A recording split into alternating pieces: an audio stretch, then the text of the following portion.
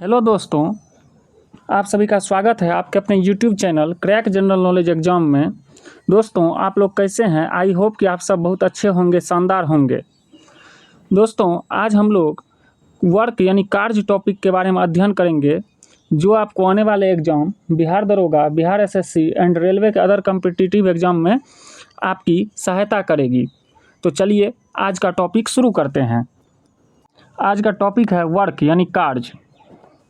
अब देखिए, कार्य क्या है? कार्य वह भौतिक क्रिया है जिसमें किसी पिंड पर बल लगाकर उसे उसके मूल स्थान से विस्थापित किया जाता है। इस प्रकार कार्य करने के लिए दो आवश्यक तत्व जरूरी हैं।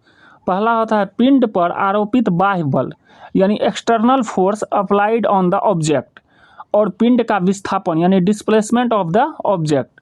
जब भी किसी पिंड का डिस्प्लेसमेंट यानी विस्थापन होगा और उस पर बल लगेगा तो वह वस्तु अपना स्थान परिवर्तित करेगी।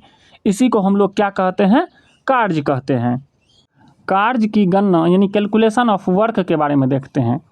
तो किसी वस्तु पर किया गया कार्य उस वस्तु पर आरोपित बल तथा बल की दिशा से निश्चित कोण पर हुए विस्थापन के परिणामों का गुणनफल होता है।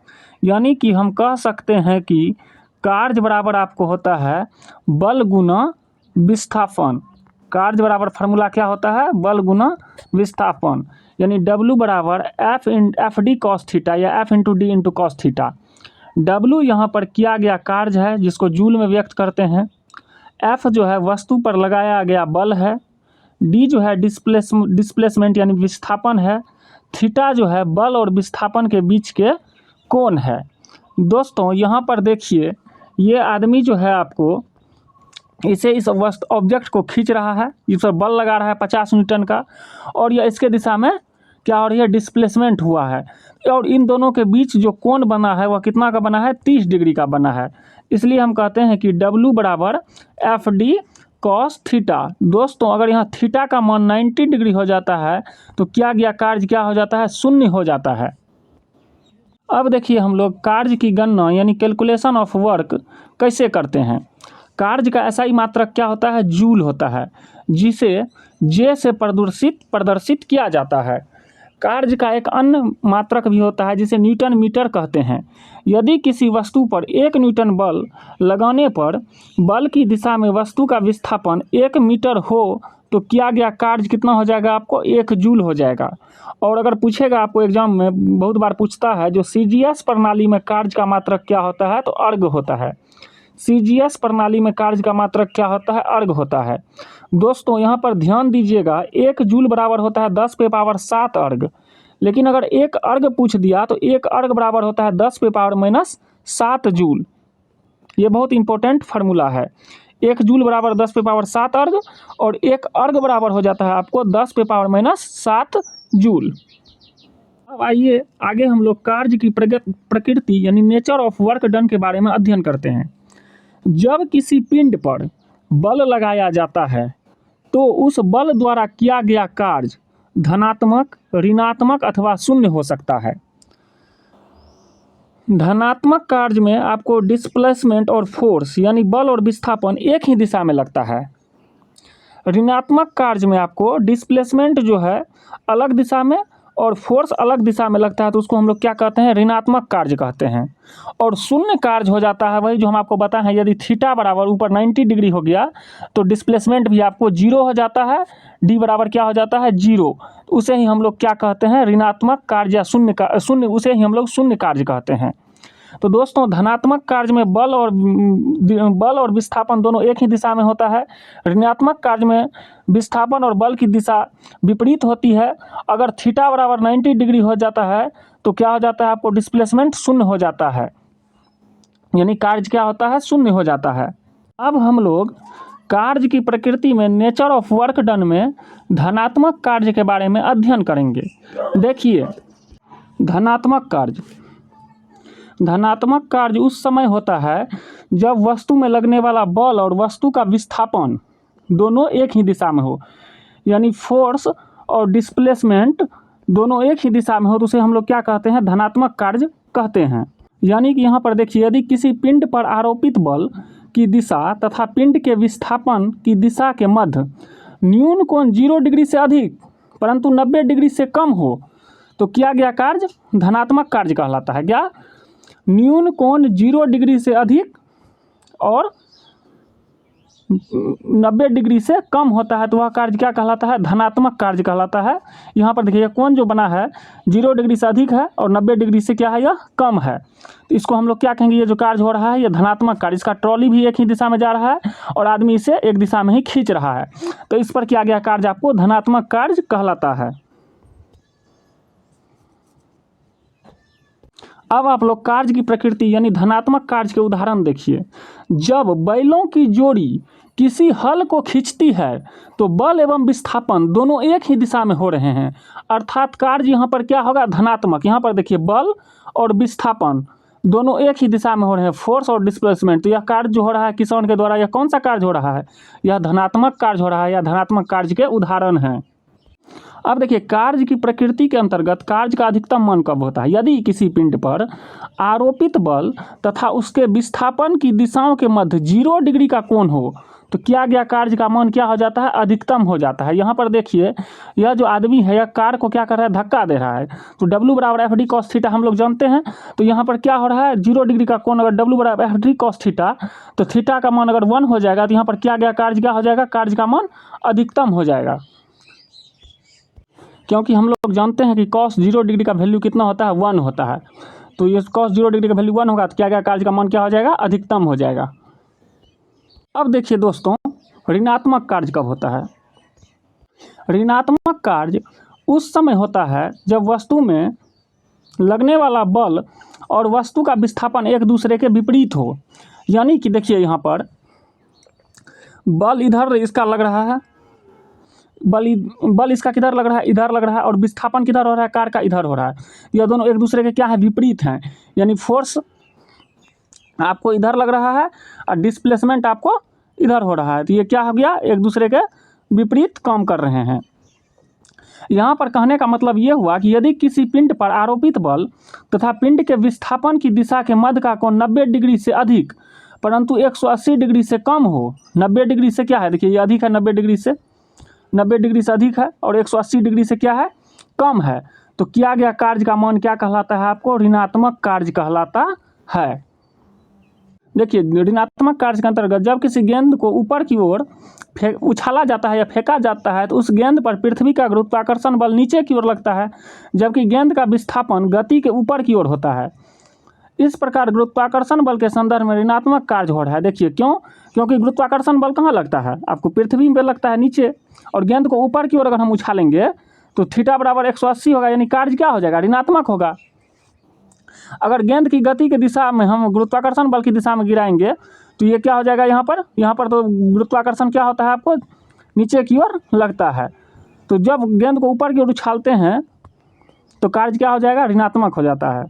यहाँ पर देखिए यदि कहता है कार्य का न्यूनतम मान कब होता है? यदि किसी पिंड पर आरोपित बल तथा उसके विस्थापन की दिशाओं के मध्य 180 डिग्री का कोण हो तो किया गया कार्य का मान क्या होता है? न्यूनतम हो जाता है। अगर 180 डिग्री का कोण बनता है तो किया गया कार्य का मान न्यूनतम, यानी W बराबर एफ डी कॉस थीटा। तो एफ डी कॉस 180 लिए, 180 डिग्री का कोण बन रहा है तो कॉस 180 लेंगे यहाँ पर। और जब W बराबर एफ डी कॉस 180 डिग्री का मान कितना हो जाता है? -1। तो -1 बराबर माइनस एफ डी, यानी किया गया कार्य का मान क्या हो गया? न्यूनतम हो गया यहाँ पर। अब देखिए आगे टॉपिक शून्य कार्य यानी जीरो वर्क किसको कहते हैं? जब शून्य कार्य की 3 स्थिति संभव होती है। जब विस्थापन शून्य हो जाए, डिस्प्लेसमेंट क्या हो जाए? शून्य हो जाए। यदि किसी पिंड पर बल आरोपित करने के बाद भी उसका विस्थापन न हो तो वह शून्य विस्थापन होता है। या क्या गया कार्य क्या हो जाता है? शून्य। जैसे समझिए दीवार पर धक्का लगाएंगे तो न तो उसका विस्थापन, बल हम आरोपित कर रहे हैं लेकिन उस पर विस्थापन नहीं हो रहा है, तो क्या गया कार्य क्या हो गया? शून्य हो गया, क्योंकि दीवार पर विस्थापन नहीं हो रहा है। अब देखिए जब आरोपित बल शून्य हो, यदि किसी वस्तु पर शून्य बल आरोपित हो रहा है, यदि किसी वस्तु है उस पर शून्य बल आरोपित हो रहा है परंतु फिर भी उसका विस्थापन हो रहा हो, तब किया गया कार्य क्या होता है? शून्य होता है। जैसे उदाहरण के लिए मानिए गुब्बारे का हवा में उड़ना, क्योंकि यहाँ पर आदमी के द्वारा बल जो है शून्य आरोपित हो रहा है लेकिन फिर भी यह बैलून हवा में उड़ रहा है ऊपर की ओर, इसका क्या हो रहा है? विस्थापन हो रहा है। तो विस्थापन जो हो रहा है यह बैलून का, तो यह किया गया कार्य क्या हो जाता है? शून्य हो जाता है यहाँ पर। देखिए शून्य कार्य के अंतर्गत तीसरा है बल और विस्थापन की दिशा है परस्पर लंबवत, यानी थीटा बराबर 90 हो जाएगा। जैसे ही थीटा 90 होगा तो क्या गया कार्य क्या हो जाता है आपको शून्य हो जाता है। देखिए यदि पिंड पर आरोपित किए गए बल की दिशा तथा पिंड के विस्थापन की दिशा के मध्य 90 डिग्री का कोण बनता हो तब किया गया कार्य शून्य हो जाता है। डब्ल्यू बराबर एफ डी कॉस थीटा, तो कॉस 90 का मान लेंगे तो कॉस 90 का मान 0 हो जाता है। डब्ल्यू बराबर एफ डी, यानी किया गया कार्य शून्य। यानी देखिए जब कोई कुली, उदाहरण में देखिए जब कोई कुली रेलवे प्लेटफॉर्म पर चलता है तो उसके सिर पर रखे भार का किया गया कार्य शून्य होता है, क्योंकि यहाँ पर थीटा क्या बन जाता है 90 डिग्री यहाँ पर बन रहा है, इसलिए किया गया कार्य शून्य हो जाता है। क्योंकि भार पर लगाया गया बल ऊपर की ओर होता है लेकिन विस्थापन क्षैतिज दिशा में यानी हॉरिजॉन्टल होता है। अब आइए दोस्तों इसमें हम लोग कुछ प्रीवियस ईयर क्वेश्चन को देख लेते हैं। जैसे कहा गया है कि एक कार पर 50 न्यूटन का बल लगाकर 20 मीटर का विस्थापन 60 डिग्री के कोण पर होता है तो कार्य ज्ञात करें। हमको पता है फार्मूला होता है डब्ल्यू बराबर एफ डी कॉस थीटा। यहाँ फोर्स कितना लग रहा है, फोर्स लग रहा है आपको, यहाँ पर दोस्तों क्वेश्चन जो है थोड़ा सा गलत छप गया है। एक कार पर 10 न्यूटन का बल लगाकर इसे 30 मीटर का विस्थापन 90 डिग्री के कोण पर होता है तो कार्य हमको निकालना है। तो डब्ल्यू बराबर F D cos theta, force कितना लग रहा है 10 न्यूटन का, फोर्स 10 न्यूटन का लग रहा है। डिस्प्लेसमेंट कितना हो रहा है यानी विस्थापन 30 और कॉस 90 क्योंकि 90 डिग्री के कोण पर कार्य हो रहा है तो कॉस 90 मान लेंगे। तो 10 गुना 3 300 गुना 1 करेंगे यानी 300 न्यूटन मीटर जूल जो है आपको कार्य हो रहा है। ये प्रिंटिंग में थोड़ा सा मिस्टेक हो गया है यहाँ पर। से आप इसको भी फार्मूला पे रख के बना सकते हैं, यानी फोर्स की जगह 50 रख दीजिएगा, बल लगेगा, डिस्प्लेसमेंट की जगह 20 रख दीजिएगा और कॉस 60 का मान रखकर कॉस 60 का मान हो जाएगा 1/2। इसको आप सॉल्व कर सकते हैं। यानी अगर हम इस फार्मूला पर भी बनाएंगे तो फोर्स 50 लगा देंगे, डिस्प्लेसमेंट 20 और कॉस 60 का मान हो जाता है आपको 1/2। अब इसको सॉल्व कीजिएगा तो 2 से ये 10 बार में कट गया तो 50 गुना 10 हो जाएगा आपको 500 न्यूटन मीटर जूल हो जाएगा इसका आंसर आपको। दोस्तों आप यहाँ पर देखिए सेम क्वेश्चन है, कहता है अगर किसी वस्तु पर 20 न्यूटन का बल क्षैतिज से 30 डिग्री के कोण पर आरोपित किया जाता है होता है पर वह वस्तु क्षैतिज में 10 मीटर विस्थापित होती है तो किया गया कार्य क्या होगा।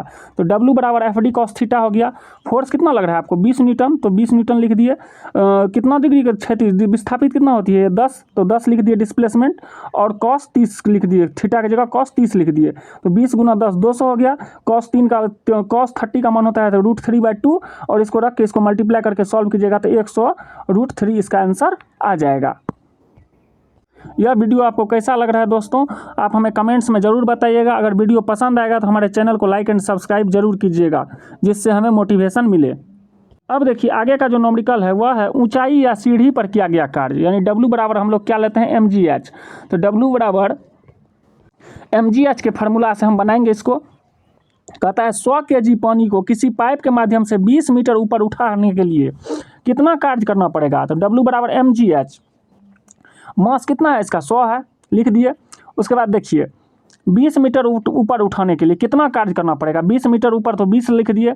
और यहाँ पर जो है आपको हम छोटी जी का मान जो ग्रेविटेशन के लिए रखना पड़ता है वो 10 रख लिए हैं, इसको 10 से मल्टीप्लाई इसलिए यहाँ पर ये जी बराबर 10 लिए हैं। तो 100 गुना 10 गुना 20 करेंगे तो 20,000 जूल इसका सही आंसर आ जाएगा। छोटी जी का मान ऑप्शन के हिसाब से कहीं कहीं जी बराबर 10 ले लेते हैं, या ऑप्शन में अगर पॉइंट में आंसर दिया रहता है तो 9.8 मीटर पर सेकेंड भी ले लेते हैं हम लोग ऑप्शन के हिसाब से। क्वेश्चन के अब देखिए प्रीवियस ईयर क्वेश्चन के अंतर्गत हम कुछ क्वेश्चन को सॉल्व करते हैं। ग्रुप डी 2018 में पूछा गया है कार्य किसे कहते हैं। कार्य बराबर हम शुरू में आपको बताए थे कार्य बराबर क्या होता है आपको बल गुना विस्थापन, यानी डब्ल्यू बराबर एफ डी कॉस थीटा।